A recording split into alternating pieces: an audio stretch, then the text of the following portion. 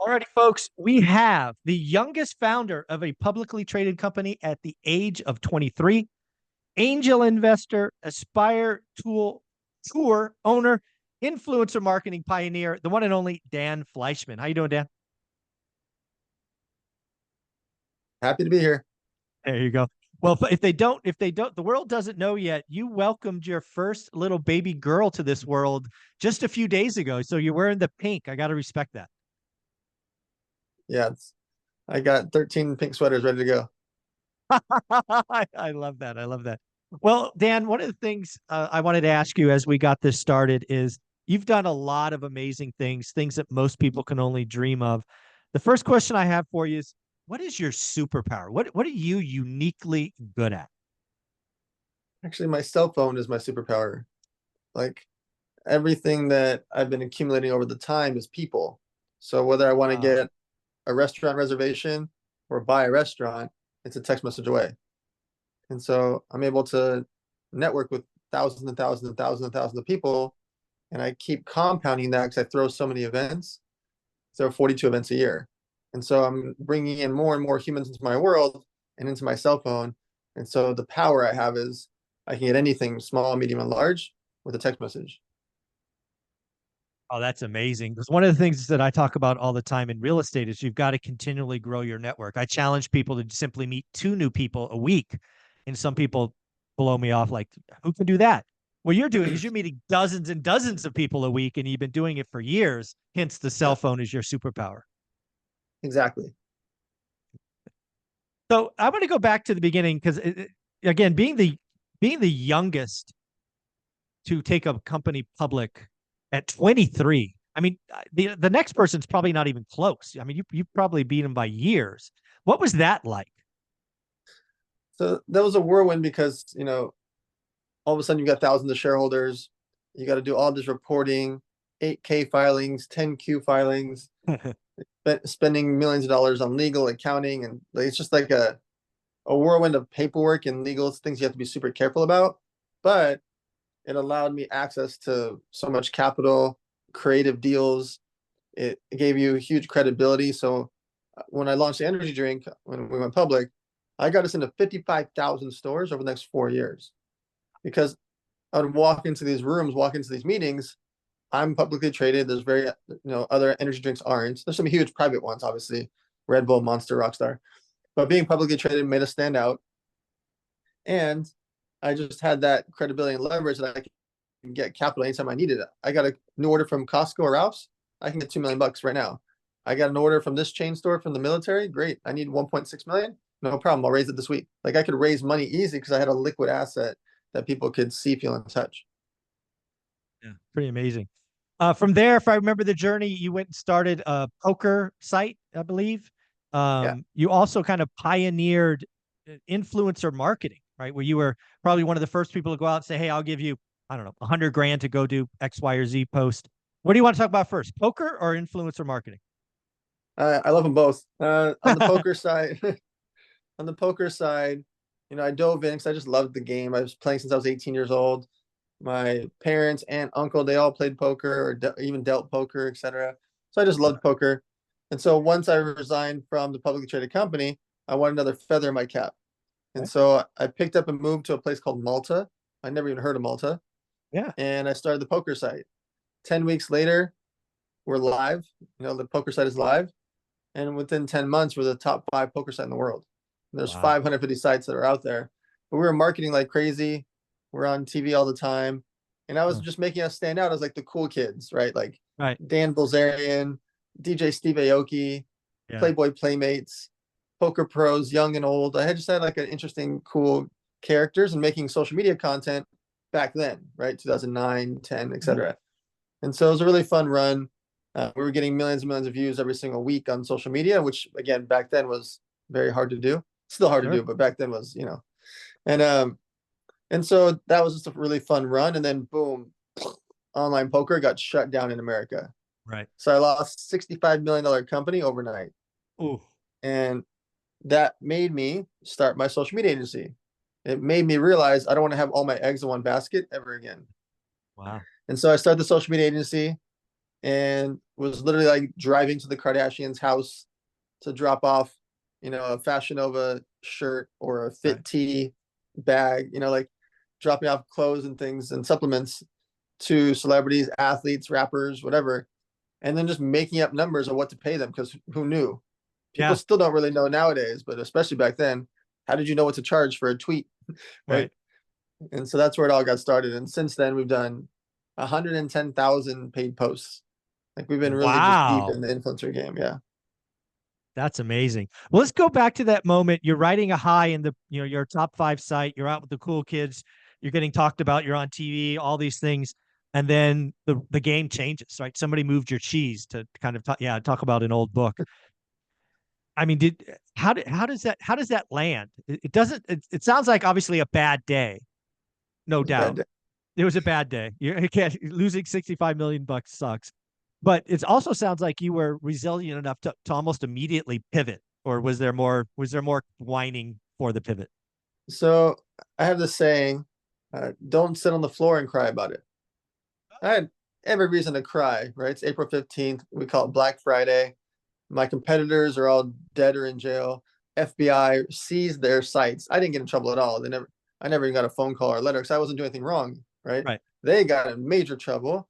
And so I had a decision to make. I can keep going and be number one basically because my competitors are gone. Right. Uh, or do what I did, which was I willingly shut down and just paid 41,000 people back. I paid hundreds of thousands of people back, but 41,000 manually paid back, Mm, which is wow. really hard to do to manually process, credit card returns, PayPal, etc. So that allowed me over the next 4 days to become like the good guy in the space because my competitors couldn't pay anybody back. The Right. government had seized their Seized. funds. Yeah. Seized. Yeah. And so I didn't want to risk it in case the government went after me, even though I knew I didn't do anything wrong. Doesn't mean that Mhm. they can't take my funds and then figure it out later, Right. in court. Yeah. And so I watched enough movies, and Yeah. so I just decided it's safer to manually pay everybody back. And in that process, because I was so busy dealing with paying everyone back and like figure out my next step, I didn't cry about it because I was Right. staying busy. Right. And I look back and that terrible moment was the best thing that ever happened to me. It started my social media agency. I Right. started my charity. I make backpacks for the homeless, Nice. um, filled with items. That started literally that same time. I started throwing an event called Elevator Nights, my free Hmm. event. I've thrown that 54 times since then. And so you just think about like what the culmination of things that have happened all from that moment, right?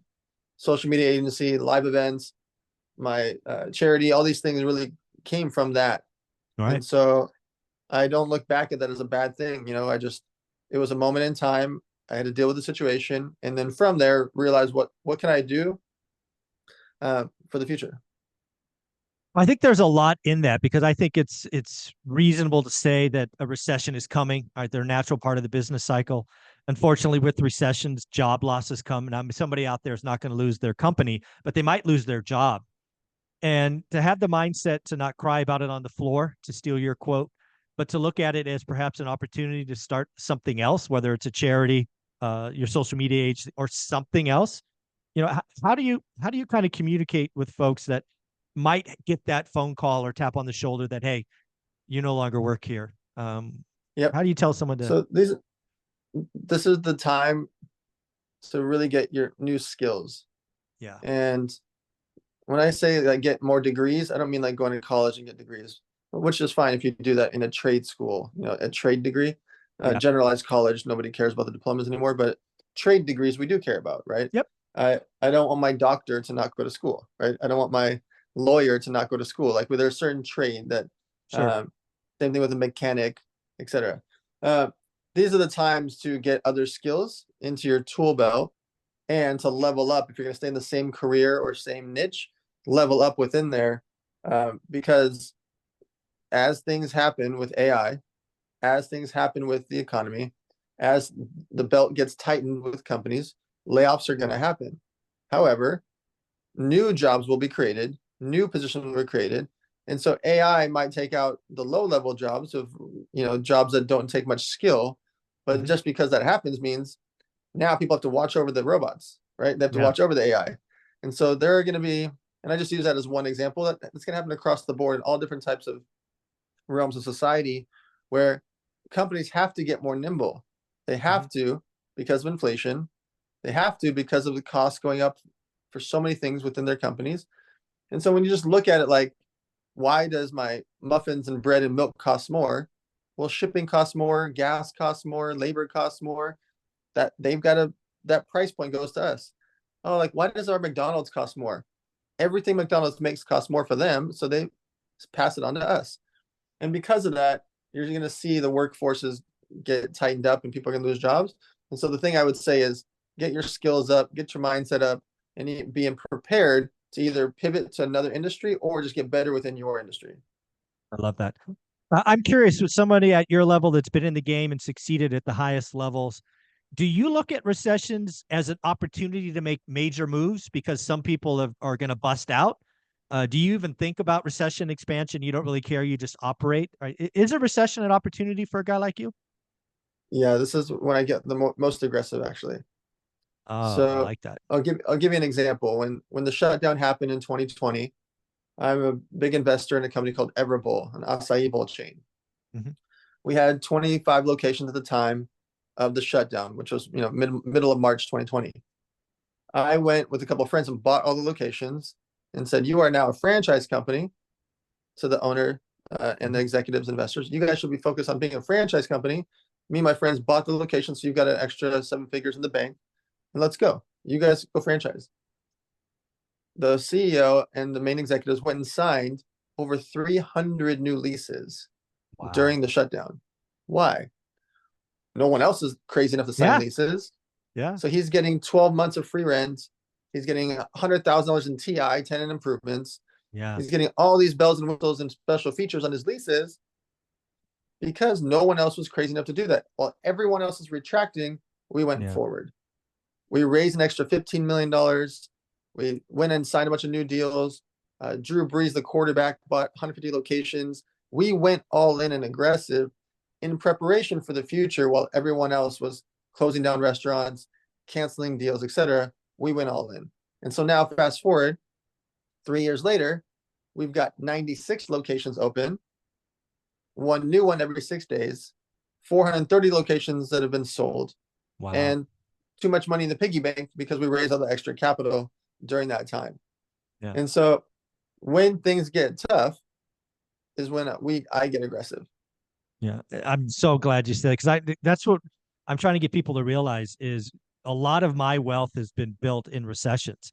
And whether that's people just pulling back on the demand side, whether that's somebody's bad debt blowing up, which I'm going to buy at pennies on the dollar, whatever it is, recessions happen. They're generally short, right? They're generally, 9 to 18 months, maybe 24 in a bad one.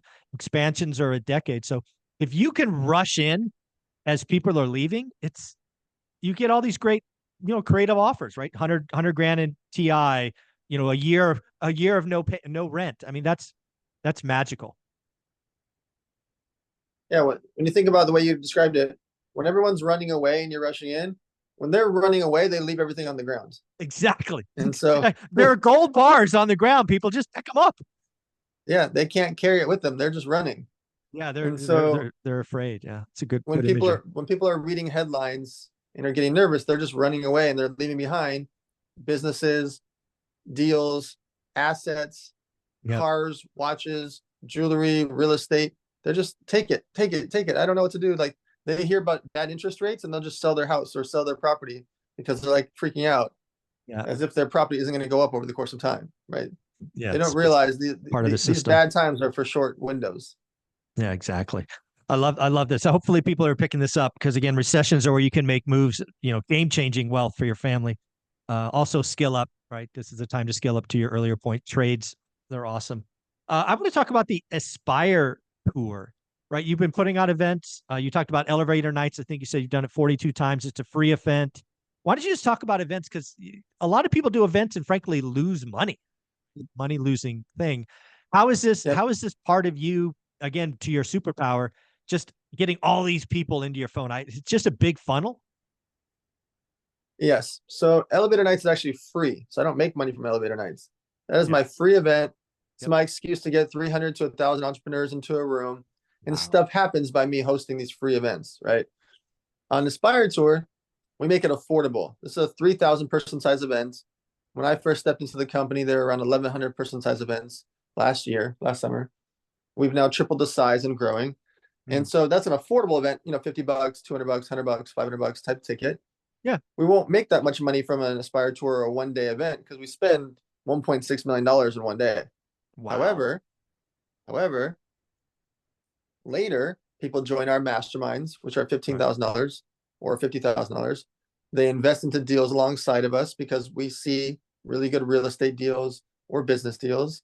They become part of our world and it ends up being worth millions of dollars to us. So we're investing, we're gambling on the 1.6 million in that example, Mhm. knowing that we're going to gain all these new members, investors, partners, and deals from these audiences. And so I like the Aspire Tour because it is the top of the funnel to our world.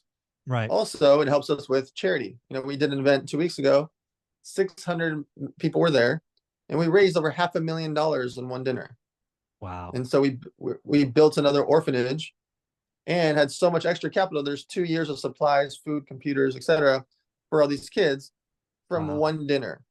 And so the power of collecting people is what's going to happen next year. That 600 person dinner might be 1,200 or 1,500, right? And so over the course of time, Aspire Tour to me is just be collecting people and building brand so I can bring them into our world. Wow. That's amazing. Something else you've done, I believe it's called coffee and cards. Do I have that right? You're doing sports cards and things of that nature? Yep. So it's called Cards and Coffee. Gary Vee is the one that named it. And it was also during the shutdown, October 2020 is when I opened the first store. Mm. And like the concept to me was just modernizing the sports cards that we've all grown up seeing. You drive Yeah. by the local store, it's been there for 30 years.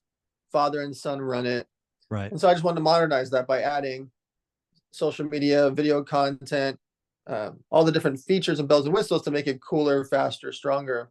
So we now have a chain of stores, 34 million in sales, and built this Wow. whole ecosystem of sports cards so that we could be the one cool brand in the space that people could buy from. We also sell online 24 hours a day. And so people can come to any of our social media accounts and we're selling live like QVC 24/7. Wow. I did not know that. Just like QVC, you break open a box or whatever and you just Yeah. sell live. Wow, that's Oh yeah. amazing. What what, if anything, keeps you up at night? Does anything keep you up at night? Um, we're in crazy times. And my goal here on the planet is to help try to save the world before I die, or at least Okay. put things in, implement things that can help to make the world a better place. Sure. And so I feel like, the government is very slow. I'm not anti-government, I'm anti-slow. Right. And there's a lot of inefficiencies within the government that are very frustrating for me I like to execute on things. Hmm. So like, when I go give out food, it's actually illegal. Hmm. You know how Really? crazy that is? Like That's if I go wild. give out my backpacks, it's technically illegal because it's got food items inside, and even though it's all prepackaged goods and it's safe and there's no expiration, like the things that are inefficient, like you see Hmm. Los Angeles get billions of dollars for homelessness, but it's worse than ever by far. You can't even Yeah. walk outside in downtown or Hollywood. Like inefficiencies are what keep me up at night because they're so solvable, right? And so I'm trying to do as many things as I can before I die to Hmm. solve a lot of these things, privatize so that we're not dependent on the government to do it. And I just feel like I have a ticking time clock. So I don't know if I have 1 day, 1 week, 1 year, 100 years. I don't know how long I have. And so Right. I'm in that mode, from a mortality perspective, not my fear of dying, my fear of not getting stuff done. That's a I love that kind of mental vision. You have this big mission you're on. You don't know how much time you have, so you're just always moving forward. That's pretty powerful. Yeah. So what would be your advice, right? We've got a younger generation, we'll just genericize it, call it Gen Z, right? They've grown up with the cell phone, the smartphones. Uh, they're really starting to make money, get into their own. What would you tell someone in Gen Z who maybe looks at the environment today and just wants to give up, or they're just YOLOing life and they just don't understand what the mission is for them? So it's finding something that they enjoy, right? I call it Mm, tasting it. Go see if you like pickleball. Do you like chess? Do you like poker? Do you like knitting? Do you like sports? Do you like fashion? Do you like makeup, beauty, hair, food, cooking? Like, go try different things out. Mm. You don't have to spend a bunch of money to do these things. They're all things you can do for cheap or free. But try out and find out what you like or what you enjoy. And if you're going to be making social media content, you want to be an influencer, make content about a niche category, and that Mhm. will make you stand out. Brands will pay you more. Deals will happen more often when you're in a niche category than a generalized influencer that, they go get 10,000 followers and they think that they can just go make a bunch of money. You're a generalized micro influencer. But if you had 10,000 followers and all you did was review cars, whew, Right. people want to pay you for that, right? Yeah. All you do is check out headphones and talk about the best headphones. I promise you, headphone companies will pay you for that, right? And Absolutely. so you can get good at a niche category and find out what you're passionate about.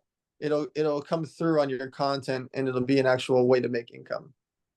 Yeah. The other thing I am big at, so I'm over 50, just to put a context on this, is I think Gen X and baby boomers are missing out on the power of social media and becoming known at something because I can only speak for myself. As somebody who's now 52, there are things that I have loved for decades. I've seen, different iterations of said things. And I think there's just such a missing kind of older voice, old hat in social media. I'm really trying to get the older folks to realize, go share your passion, right? Also, if you're, hopefully you're Gen X or baby boomer, you're not doing it to grow fast, because a lot of Gen Z are like, hey, I need to make money now. If you're an older guy, maybe you've already got the money situation so you can go chase impact. What do you tell the older folks that are like, social media is for the younger people? So people say, well, the best time to make content and become an influencer was 10 years ago. The second best time is today, Today. right? Yeah. And you've got so much time, whether you're 50, 60, 70, 80 years old. I'll give you a quick example. This should put to bed any notion that you can't do it or it's too late. There's a 93-year-old woman that I spent $650,000 with in the last year to make Wow. social media posts. When she was 91 years old 2 years ago, she couldn't afford the $800 in rent at the senior citizen home. Hmm. How did she do it? She was bedridden, and every time the nurse or doctor would come in, she would film them and talk crap to them. And she's like, Okay. "Oh yeah, you're gonna bring me Jello today, blah blah blah. Screw you!" And she'd throw the Jello. Yeah. And they'd come in and like, "Okay, it's time for your dialysis, or it's time for your blood work, or it's time for this." And she's like, "Ah, yeah, you would say," she'd just talk crap to them. She's Okay. 91 years old, cannot walk, and she made $650,000. What's your excuse? Boom. Yeah, Right? exactly. I love Like that. you Yeah. can. She just made content about her real life, Yes. and That's it's the and key. it's Real life. relatable.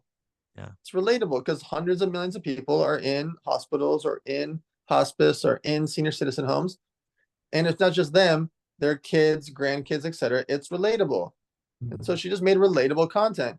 Everyone has some type of feeling when the doctor walks in or the nurse walks in with jello and pudding and whatever. Like, and so whatever it is that's going on in your world, if you make content about it, you might think it's boring because you've been doing it for 20 years.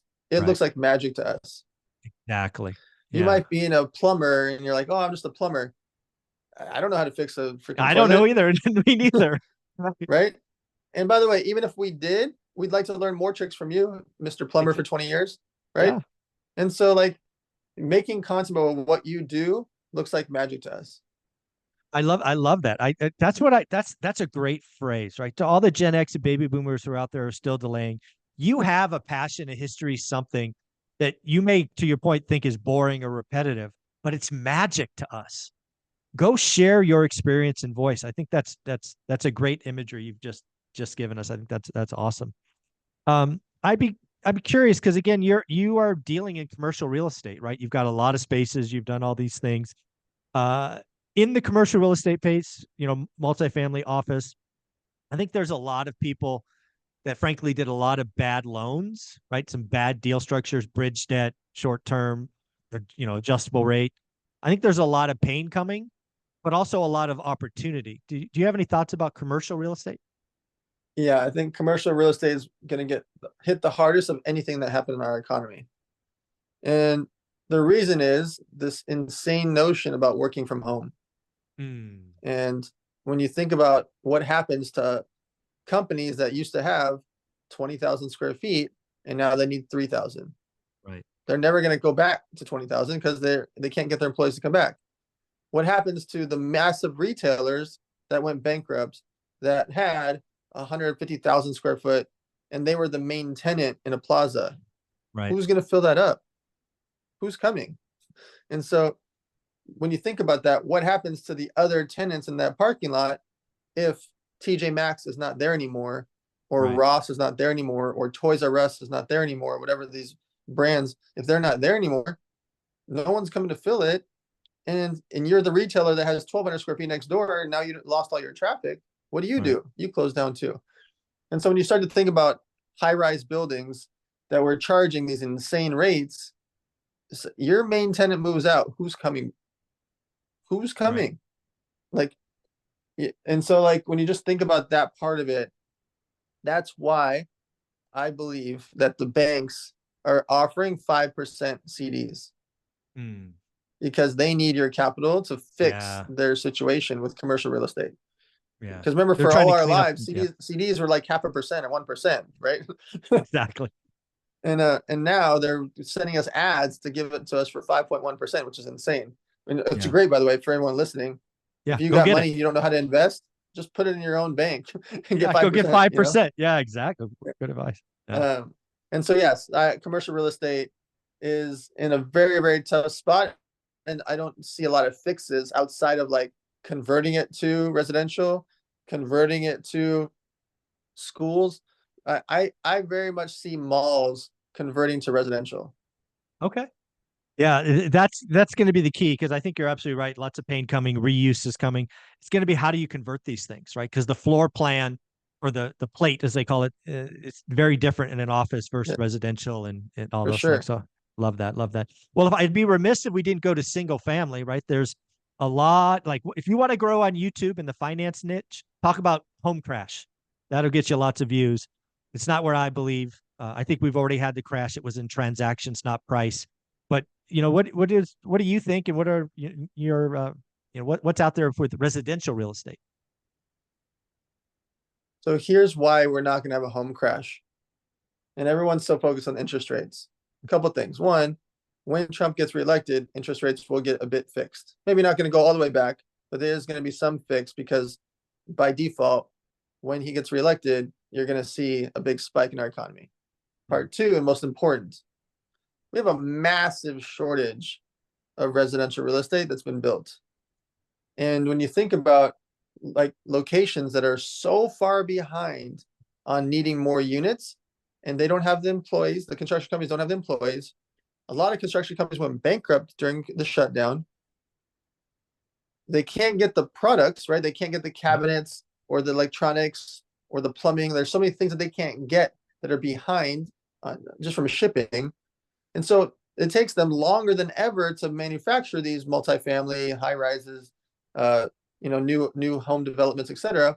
Where it used to take them 6 to 10 months, now it takes them 12 to 18 months. Yeah. When you extrapolate that math across the country, we are nowhere close to catching up. And if you want to go down the rabbit hole even more, people are living longer than ever because of modern technology, modern medicine. A lot of people are finally working out. They're eating healthier. They're not smoking. And so if they're living longer, what happens? Well, they're still in their house and that house is not for sale and you got to build more houses. And so if you really go down the rabbit hole, we can't make enough houses. We're not even close, by the way, not even close. We're talking about millions of units behind. There's no way to catch up because of materials, labor, and these people are not dying off and there's more humans being born. And so you just think about the math of our society, like we're way off. And that's why I'm not worried about residential real estate. People are always going to need somewhere to live. Now, you are going to get impacted if you have a $4 million house because there's very few people that can buy that, right? Right. But you have a house that's $2,600 a month, or you have a rental unit that's $2,600 a month, you're fine. Yeah. You're gonna be fine. I love it. Well, let's switch over to something that I love to listen to each and every week, and that is your Money Monday podcast. I love how you kind of frame it. It's 45 minutes. It's less than an average gym session or commute. I think that's wonderful. But really, you key on how to make money, how to invest money, and how to give it away. That's kind of the thesis for these episodes, which is awesome. Why don't we kind of just break down each one? Because you've interviewed millionaires, billionaires on that. What are kind of the themes for making money that you've taken away from all those episodes? Yep. Almost all of them said become an expert at something. Yeah. And it makes you stand out so much, and people will pay you for that expertise. And that could be a 19-year-old kid that just becomes an expert at video editing. No. And they're making more than their parents combined because they're making 11,000 a month doing videos for $300 each. And they're knocking out 30, 40 videos a month from their basement, right? Get really good at something. Becoming an expert at something or really knowledgeable at something or known to be good about something is what I heard the most as the answers about making money. On the investing side, almost everyone across the board says real estate because it is the one tried and true thing, and everyone has their different versions, variations, and reasons for it. But ultimately, real estate, if you can invest or buy something and never sell it, you are going to be rich forever. Point blank. Every real estate investor you ever talk to, their one regret is selling. Not selling too high, not selling too low, just selling. Selling. And Yeah. so like on the investing side, the stock market and the real estate, these are things that people look at the stock market like it's risky. It is if you try to day trade. It's not risky to buy Apple, Google, Netflix, Facebook for the next 10, 20, 30 years because we've got proof over the course of time that they're going to go from 1 trillion to 2 trillion, 2 trillion to 3 trillion, 3 trillion to 4 trillion. General Electric stock can go up and down, but over the course of time, it's going to win, right? There'll be fluctuations along the way. And on the giving money away side, on the charity part of it, everyone has different reasons of what they're doing, why they're doing it, personal to them. It's typically from pain, meaning someone in their family had breast cancer, someone died from AIDS, someone had a situation of homelessness, someone had kids with cerebral palsy. Like something happened within their world, and that's typically where their charity passion comes from. Yeah, I love that. I'm curious, when you interact with billionaires, do they just think different? Do they operate different? Or they put their pants on the same way, do one leg at a time? I mean, when you interact with billionaires, is there anything different than the average Joe? Yep. So I have actually never met a billionaire that I was that impressed with. And it's not to be offensive, but there's one thing that all of them do across the board, hands down, and I watch it every time. They don't talk much, they ask a lot of questions. Ooh, interesting. And every billionaire, zillionaire that I know over the years have done the exact same thing. When I'm with them, they're asking me, how did I do this? Why did I do that? Why do you think about this? How did you do that? Why did they do that? Oh, do you know them? How did they do that? Can I meet them? I'd love to talk to them. Across the board, all of them. And I'm going there spending time because I want to learn from them. And almost all the time, I'm sitting there and getting interrogated. And so I will say that That's wild. They got there from work ethic, timing. The concept of getting lucky is silly. Yeah. Getting lucky is from putting themselves in position to get lucky, right? They might have invented something that you're like, oh, I could have done that. Well, you could, and you still can, but they did it, right? Yeah. But then they actually went through and had the fortitude to make it real. That's where it comes from, Yeah. One of the things I want to go back to in your make it section that I really want people to realize, a lot of people are like, I don't know if it's this work-life balance thing or this, hey, you got to diversify, or you got to have 7 income streams, or all this nonsense. I keep telling people, just go get really, really good at one thing. Go become that person that does that thing. And then, hey, later in life, you want to go diversify into real estate and, do all these other things to maintain your wealth, go for it. But I don't think enough people realize that the true game changing is focusing on something. What do you think? Yes. So to me, the concept of diversifying and all these other income streams is great by taking the capital from your one thing. Correct. Right. There you go. You become famous or well known or an expert in your category. Let's say you're a doctor, a lawyer, real estate, whatever. You become really good at being a cosmetologist and you're making 6 figures a year. Take that capital, deploy it into investments, stock market, real estate, etc. Keep being cosmetologist, keep being the doctor, keep being the house remodeler, house flipper, whatever that thing is that you do. Getting really good at making your income from that and keep leveling up there. And then as capital comes in, that's how you diversify. It's not for you to go try to start a restaurant chain. You can invest in one. It's not for you to go start karate studios. You can invest in karate studios.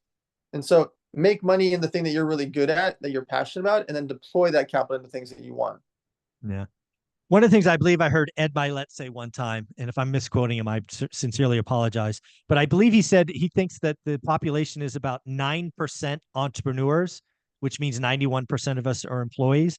I think there's a lot of people out there that think they have to become an entrepreneur to get rich. And I'm like, no, if you're an employee like I was, go become the best employee possible. Use your job as the key to build wealth. What do you think of that kind of idea? Being an employee is okay as long as you are working to build wealth behind it. Yep. So employee number 2, 3, 4, 5, 6, 7 is going to get paid before employee number 1. Yes. Good point. Your life is better being employee 2, 3, 4, 5, 6, 7. And here's why. Employee number 1 is only ever going to hit it once in a while, meaning they're only going to have an exit once in a while. And along the way, they are very last to get paid, if ever. There are companies I have, like I mentioned, Cards and Coffee, $34 million in sales. Guess how much I've been paid? $0.00. I've put in 1.6 million to get started. I've loaned 500K, 100K, 200K along the way. So I'm millions of dollars into it, and there's no version of me getting paid anytime soon either, no matter how much sales we do. And so, but guess what? My employee number 2 got paid. He gets his salary, right? Every one of our vendors gets paid. Everybody involved got paid. And so being an employee for a wild entrepreneur, that's also an interesting, because you typically can get some equity there as well in case he does exit. But the safety, the mindset, the life, the travel, you get vacation time if you want it, like all those things come from employee number 4 and 6, not for employee number 1. Yeah, I love that. Again, there's so many ways to really get wealthy. I have this very simple 3-step process. See how it feels for you. Step 1 is you got to create discretionary income. That becomes the seed for whatever is next. Number 2, you got to become elite at something. Again, become elite at that thing. And then number 3, time.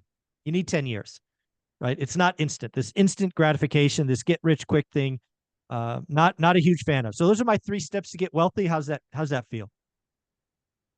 So what people don't realize about the get rich quick schemes are, if something you did makes money fast, you're supposed to redeploy the capital back in anyways. Yeah. So to keep it going. Yeah. Like I tell people, like, if you want to start pinksweaters.com and you go crush it, do 2 million sales, well, you're going to take all of that money and you might even borrow more money on top of that to go scale it from 2 million to 5 million, 5 million, 10 million. And you're not making money along the way because you're reinvesting into the business. You would be hurting the company by taking a salary, literally hurting it. You take out 120 grand salary, but your 120 could have flipped to $250,000 and $250,000 could have flipped to 500,000. You're physically hurting the company. Like, think about that. And by the way, if you do an extra $250,000, extra 500K in sales, that makes your valuation $2 to $4 million more also. And you own 52% of the company. You taking 120 grand could literally cost you millions. And people don't ever think about that or talk about that.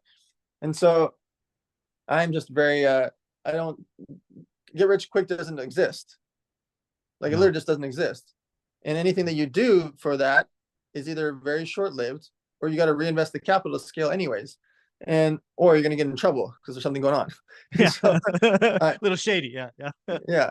And so I'm not built like that. I've been doing this. I've been working for 25 years straight, since high school, and nothing about it is overnight success. And even when things go well, like Cards and Coffee, for example, it's 4 years now. I don't make any money from that. Wow. I love that. I love that. Something else I try to get the audience to really appreciate is I say inflation's a feature, not a bug.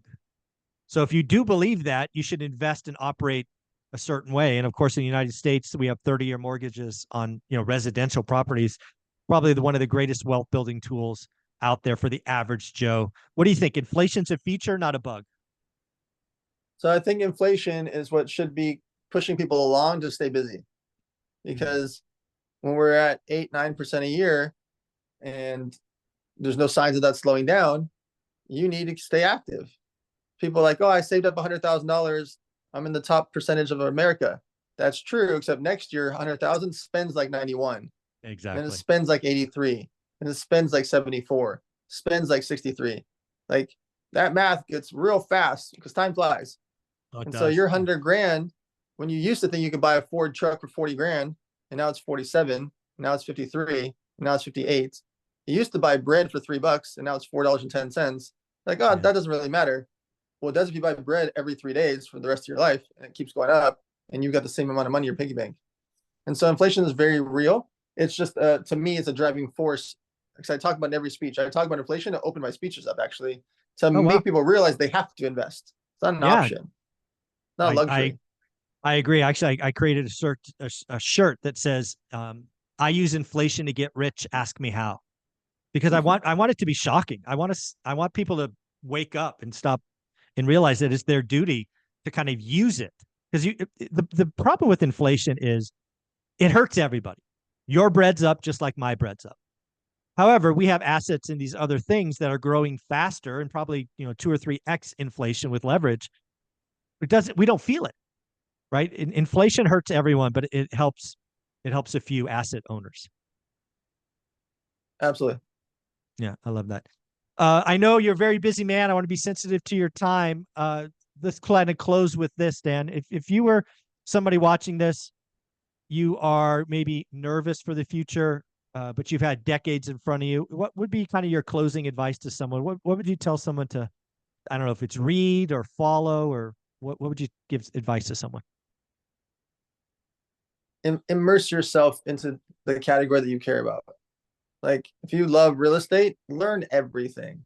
Go to real estate events, start your own real estate Facebook group, join other people's real estate Facebook groups, join real estate chats, start a real estate chat. If you love food or health or fitness, or you want to live forever, learn everything about how to live forever. Just become the expert about that thing, and you will always have ways to make money. You will always have ways for you to be attached and a part of that category if you become really smart in that category. I love that. And Dan, where would people reach out, follow you? Where should we send them? The Money Monday, or where do we send them? Yeah, so on personal notes, just all my name, just Dan Fleyshman, is on every social media platform. The Money Mondays it's a fun. They can listen to that. Obviously, it's free to listen to. It's every Monday. But yeah, just on social media, it's all just my name. That's where I'm Yeah. immersing Yes, myself. the Aspire tours look to be a huge hit. Do you have what are the next couple of dates for that? Yep. So August 8th in Houston, Texas, September 5th in Phoenix, October 23rd in Chicago. It's all every month. I love that. I love the fact you know that right off the top of your head. That's pretty awesome. Dan, again, congratulations on your little baby girl. The pink sweater is awesome. Thank you for being here. Shout out Pace for making the introductions. Thanks, buddy. Sounds good. Thank you.